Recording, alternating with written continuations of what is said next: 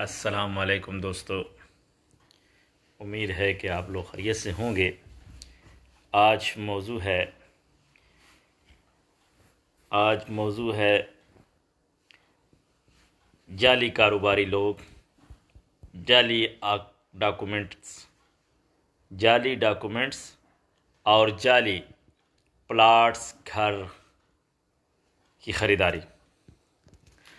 दोस्तों, ज़माना बदल गया, लोगों की आदतें बदल गई। जितनी जिद्दत आती गई उतने लोग भी जिद्दत के साथ नौसरबाजी में आगे निकल गए। आजकल ट्रेंड बना हुआ है, नीचे करोला गाड़ी होगी, नीचे मर्सिडीज़ गाड़ी होगी, नीचे टोयोटा 4x4 होगी, 2 3 4 गनमैन भी होंगे साथ, और डिफेंस में बंगला भी होगा, और वो लूट रहा होगा, फ्रॉड कर रहा होगा। किसी गवर्नमेंट सरकारी ज़मीन पर सोसाइटी बना के यानी चाइना कटिंग करके प्लाट्स किश्तों पर देने के बहाने लाखों करोड़ों रुपए बटोर लेगा। एक प्लाट कई लोगों को बेच डालेगा। नक्शे में कई लोग उसके दावेदार होंगे, लेकिन जैसे ही सोसाइटियाँ बनती जाएंगी और एकदम बिल्डिंग अथॉरिटी वाले कहेंगे कि ये जाली है, ये गिरा दी जाए, ये गवर्नमेंट की ज़मीन है, ये नाजायज़ तजावीज़ात है, तो वो बिल्डिंग, वो फ्लैट्स, वो घर गिरा दिए जाते हैं और गरीब लोगों का करोड़ों रुपए, लाखों रुपए बर्बाद हो जाता है। और अगर वो फ़र्ज़ करो दुरुस्त भी है, एक प्लाट के 10 दावेदार 50 दावेदार तक होंगे, तो किसके हिस्से में आएगा? जब वो प्लाट्स पे जाएंगे या वो घर पे जाएंगे तो उस पर काबज़ कोई और होगा, घर कोई और तामीर कर रहा होगा। फिर अदालतों के दरवाज़े खटखटाओ, फिर अदालतों में जाओ, फिर वो प्लाट्स स्टे ऑर्डर ले लेंगे और उसके पैसे जितने उसके ऊपर मौजूद या दिए होंगे एक साथ में किस्तों में और एडवांस पेमेंट दी होगी, वो मालिकान कई तो आधे वापस कर देंगे और कई करेंगे नहीं। अदालत में जाओ, रुलते रहो, नस्लें तबाह हो जाएंगी, खुद मर जाओगे, खप जाओगे, वो पैसे वापस नहीं मिलेंगे। जाली डॉक्यूमेंट्स इस क्वालिटी से तैयार किए जाते हैं, प्रिंटर, इंटरनेट के ज़रिए, वेबसाइट के ज़रिए, यानी इतनी महारत से तैयार किए जाते हैं कि उस पर स्टैम्प भी गवर्नमेंट की होगी, उस पर स्टैम्प भी केडीए एलडीए की होगी, उस पर स्टैम्प भी डीसी यानी इंतज़ामिया की होगी, मेयर की होगी, और वो होगी जाली। इसी तरीके से गाड़ियों के कागजात भी जाली बनते हैं। इसी तरीके से कारोबारी हजरात बड़े बड़े दफातर बनाकर बैठे होते हैं, बड़े बड़े शीशे एसी लगे होते हैं, बड़े बड़े सोफ़े, चाय पेश हो रही, पेप्सी पेश हो रही। 2 3 4 महीने के लिए किसी ज़िले में गए कारोबार के लिए, जिधर 1 लाख रुपए दो जी, हम 10,000 रुपये मुनाफा देंगे, 5 लाख दो जी, 50,000 देंगे। इसी तरीके से 40 50 लाख एक बंदे से बटोर के जो महीने मुनाफे दो दे के वो खुश होते हैं कि भाई हमारी डॉक्यूमेंटेशन हो गई है और हमें पैसे मिल रहे हैं। और वो पैसे 40 50 लाख 30 लाख जितना भी जिसका सरमाया है वो उसको ट्रांसफ़र कर देता है, और वो इस वहम में बैठा होता है कि मुझे तो मुनाफा मिल रहा है। वो 1 2 3 महीने मिलेगा, 50 50 हज़ार या 20 20 30 30 हज़ार। वो बंदा इन्वेस्ट करने वाला खुश होगा कि मैं तो बड़ा कामयाब जगह पर मैंने सरमायाकारी की है, लेकिन असल में वो धोखे में रह गया। और जब 6 महीने बाद पता चलेगा, उस जगह पे जाएंगे, वो दफ्तर भी नहीं होगा, वो जगह भी नहीं होगी, हर चीज़ तबाह बर्बाद। फिर वो अपना ही पैसा 30 40 हज़ार अपने ही पैसों में से लेकर खाकर खुश हो, फिर अफसोस कर रहा होगा कि हाय मैं तो लुट गया। तो इसकी रोकथाम कैसे होगी? मुझे ये समझ नहीं आ रही कि इसकी रोकथाम करेगा कौन? एफबीआर करेगा, एंटी करप्शन करेगा, पुलिस करेगी, रेंजर करेगी, या अदालतें करेगी, या दीगर इदारे करेंगे? इसकी रोकथाम हमें ही करना होगा, आवाम को ही करना होगा। कैसे करना है सुने।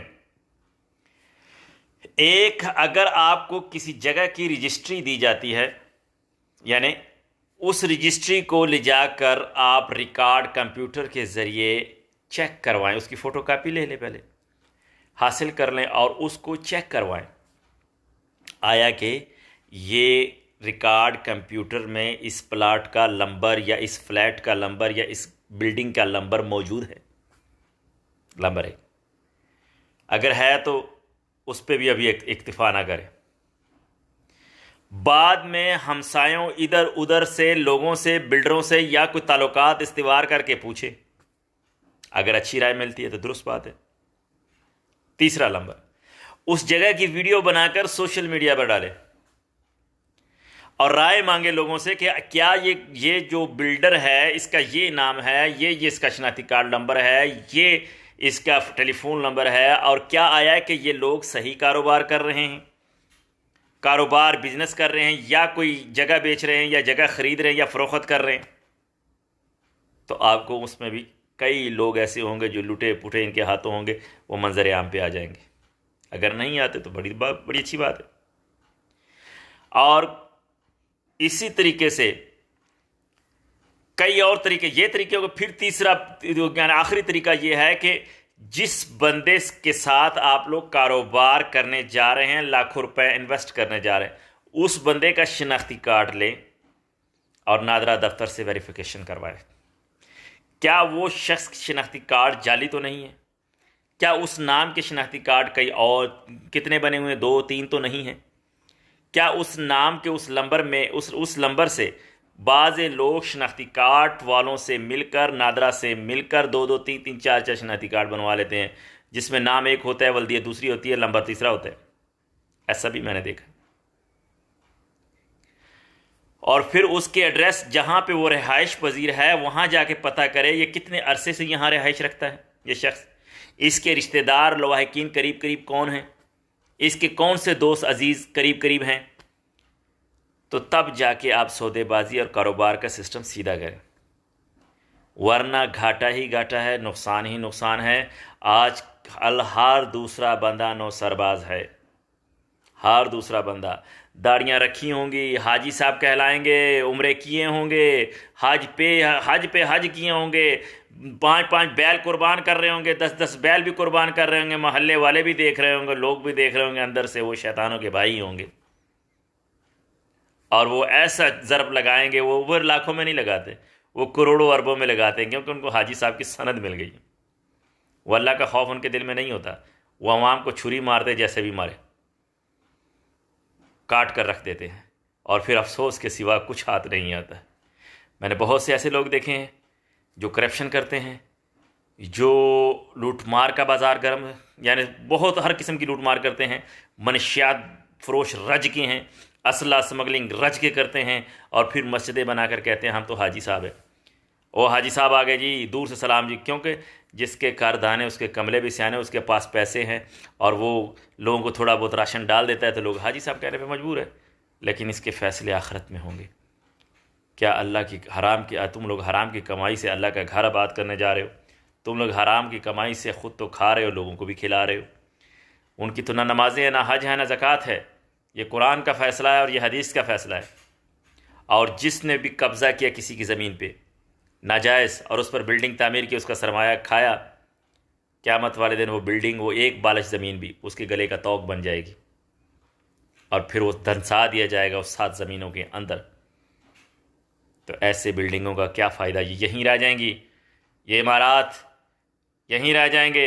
ये कारोबार के चक्कर में, मुनाफाखोरी के चक्कर में, लोगों को लूटना, मुनाफे देने के चक्कर में नौसरबाजी करना, लाखों करोड़ों लूट कर भाग जाना, बैरून मुल्क जाकर अपनी कैफ़े बना लेना, बैरून मुल्क जाके अपनी जायदादें बना लेना, कारोबार बना लेना, पिज़्ज़ा हट बना लेना, बड़े बड़े होटल्स बना लेना या मॉल्स बना लेना, कहना कि जी हम तो बहुत अमीर हैं, पाकिस्तान से आए हैं, यहाँ इन्वेस्ट कर रहे हैं।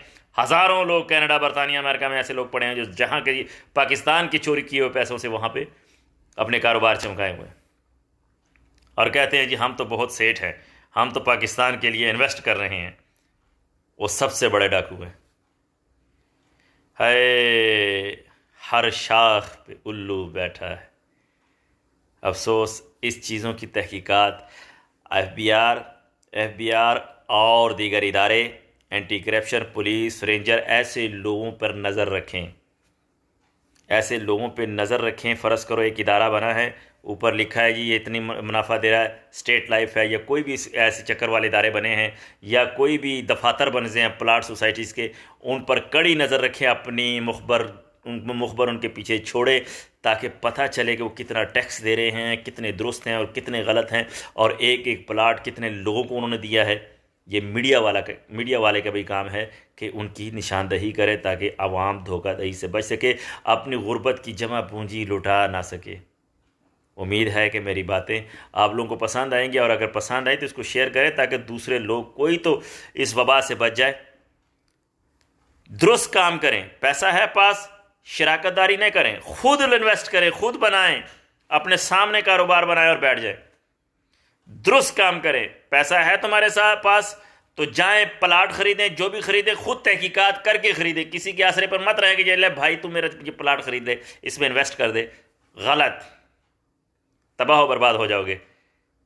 और वो पैसा है तुम्हारे पास तो बैंकों में रखें, इन लोगों को मत दें, थोड़ा सा टैक्स कटेगा लेकिन तुम्हारा पैसा महफूज रहेगा। वमा अलैना इल्लल बलागुल मुबीन। उम्मीद है कि मेरी बातें आप लोगों को दुरुस्त नज़र आएंगी और इंशाअल्लाह इससे इस्तिफ़ादा हासिल करेंगे आप।